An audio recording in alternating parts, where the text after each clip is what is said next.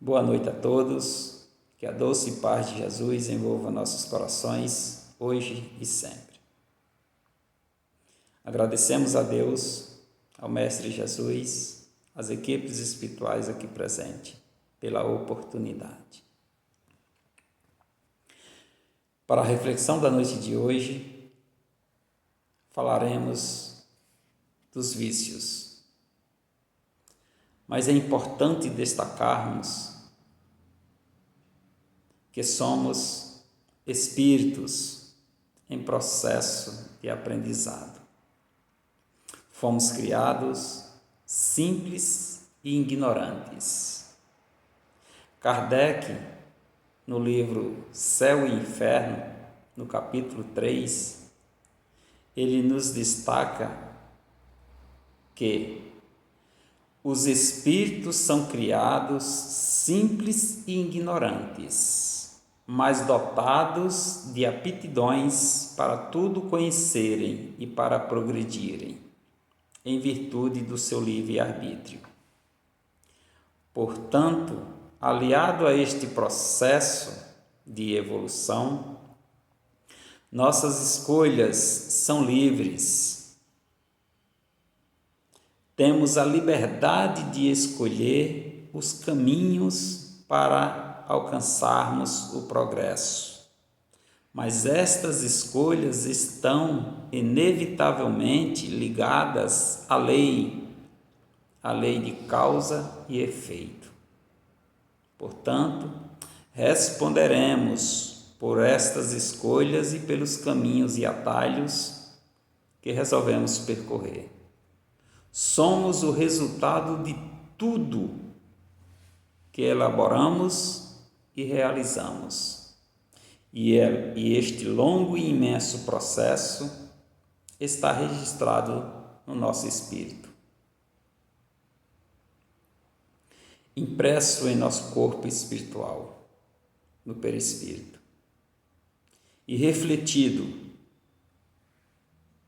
em nosso corpo físico.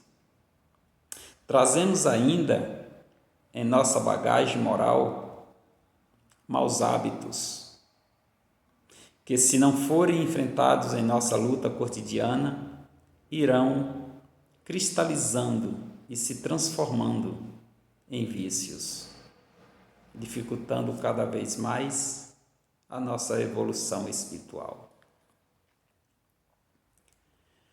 Vício é uma inclinação para o mal.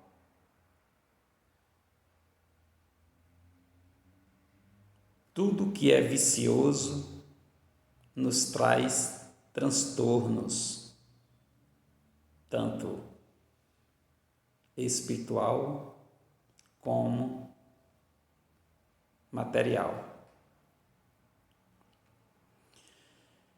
Fenelon, no Livro dos Espíritos, nos coloca que o egoísmo é a fonte de todos os vícios, como a caridade é a fonte de todas as virtudes. Destruir um e desenvolver a outra deve ser o alvo de todos os esforços do homem, se ele deseja assegurar a sua felicidade neste mundo, tanto quanto no futuro. Então, a nossa felicidade neste mundo ou no futuro depende das nossas escolhas. A caridade é a fonte dessa felicidade. Os vícios materiais ou morais têm origem no egoísmo e no orgulho. Mas a questão dos vícios não se restringe somente às drogas e tóxicos. É importante lembrar que as pessoas podem não ser viciadas em drogas, mas viciadas em comida, compulsão alimentar, viciadas em jogo, compulsão sexual, viciadas em internet, bem como há também os dependentes afetivos, aqueles que vivenciam relacionamentos afetivos doentios, onde a pessoa se torna objeto da outra, né? E existem os vícios morais. Quais são esses vícios morais? O egoísmo, inveja, calúnia, melindre, ociosidade, intolerância, desonestidade, cólera, avareza, raiva, que também geram sérias consequências, atrai obsessão, compromete o físico e afasta-nos de Deus.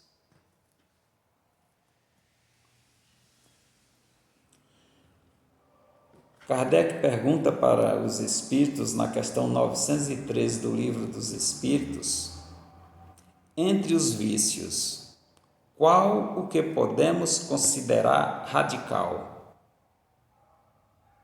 E a resposta dos benfeitores espirituais são: já o dissemos muitas vezes, o egoísmo. Dele deriva todo o mal. Estudai todos os vícios e vereis que no fundo de todos existe egoísmo.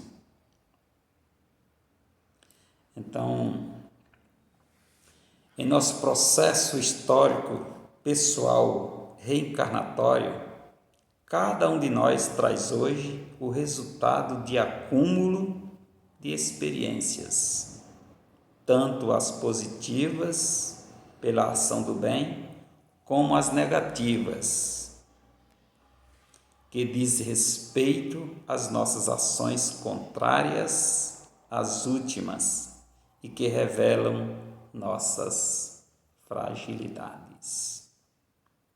Assim, exercendo nossa livre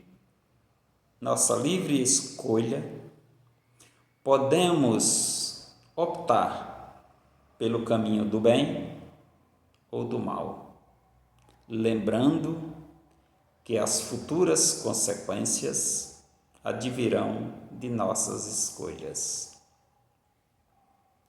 Os vícios também são considerados como obsessão, pois a vontade do indivíduo se junta à vontade do espírito desencarnado.